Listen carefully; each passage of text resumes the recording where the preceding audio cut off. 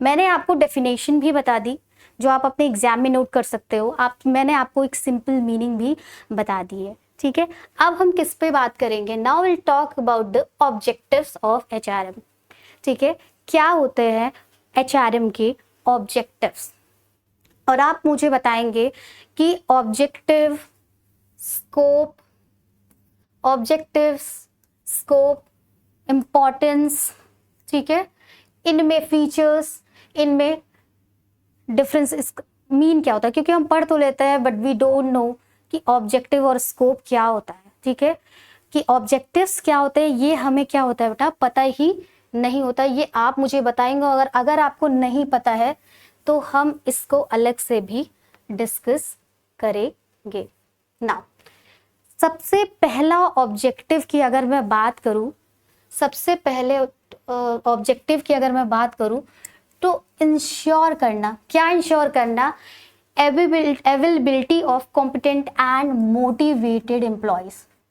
हर किसी को ऐसा एम्प्लॉय चाहिए जो बिल्कुल एनर्जेटिक हो, मोटिवेटेड हो, ऐसे डाउन वाला नहीं चाहिए, ठीक है।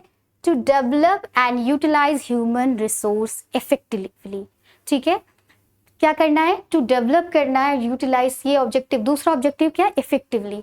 अब आप मुझे बताओगे इफिशिएंट और इफेक्टिव के बीच में क्या डिफरेंस होता है? जब भी आप मैनेजमेंट के कंसेप्ट पढ़ते हैं तो सबसे पहला जो बेसिक कंसेप्ट आता है वो यही होता है, पूछा जाता है आपसे कि इफिशिएंट और इफेक्टिव का डिफरेंस आपसे पूछा जाता है, तो आप ये बताएंगे मुझे, ठीक है। Now point number third, to provide satisfaction and growth to employees। क्या प्रोवाइड करना है?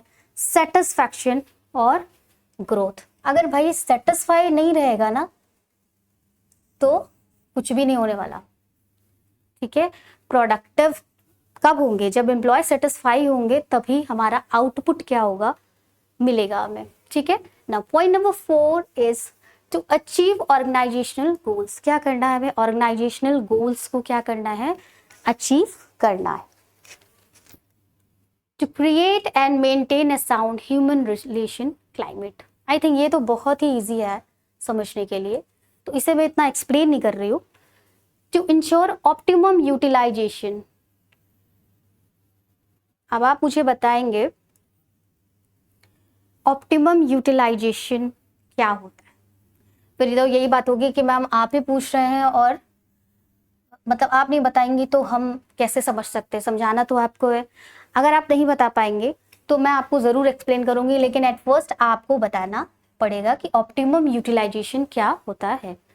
Now next is to integrate individual goals. किसके साथ करना है? With organisation. जब तक इन दोनों के बीच में बैलेंस क्रिएट नहीं होगा तब तक कोई भी कंपनी अच्छे से फंक्शन नहीं कर पाएगी। बट बिकॉज क्यों नहीं कर पाएगी? प्रोडक्ट चाहे कितना भी अच्छा हो, किसी कंपनी का प्रोडक्ट कितना भी अच्छा क्यों ना हो, ठीक है, अगर वहाँ के जो ह्यूमन रिसोर्सेज हैं, यानी जो मैं कहूँ जो पीपल हैं, सपोज किसी कंपनी का प्रोडक्ट बहुत अच्छा है, आप कोई भी प्रोडक्ट ले सकते हो, लाइक आप क्या ले सकते हैं? आप ले लीजिए पेन। कोई कंपनी बहुत अच्छा पेन बनाती है, लेकिन वहाँ का क्या है, जो ह्यूमन रिसोर्स यानी जो पीपल वहाँ काम करते हैं वो बिल्कुल सेटिस्फाई नहीं है, ठीक है।